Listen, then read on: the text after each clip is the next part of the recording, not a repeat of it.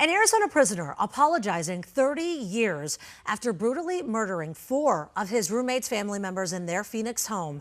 Richard Djerf scheduled to be executed in October. Our Troy Lynch is joining us now live here in studio.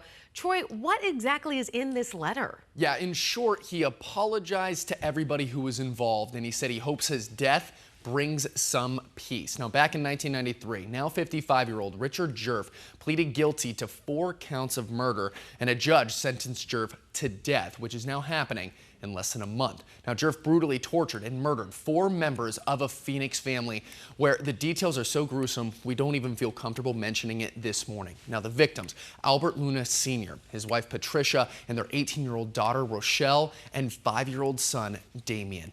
Now, they were family members of Djerf's roommate, Albert Luna Jr., who Djerf blamed for stealing electronics and a gun from him, and then was so consumed by vengeance, killed 4 of his family members. Now, 30 years later, Djerf is apologizing with a handwritten letter provided to AZ Central that was released on Thursday, saying he wasn't going to seek relief from the state's clemency board, saying, "How could I look at those names, think about who they were and who they could become, and ask my life be spared?"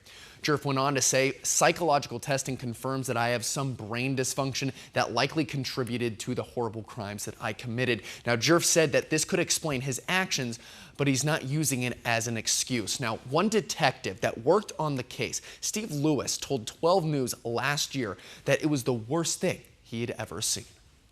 Even the medical examiner that did most of the autopsies, I was there for all 4, and she cried. If anyone ever deserved the death penalty and to be executed for what he did, it's Richard Djerf, because he's a monster.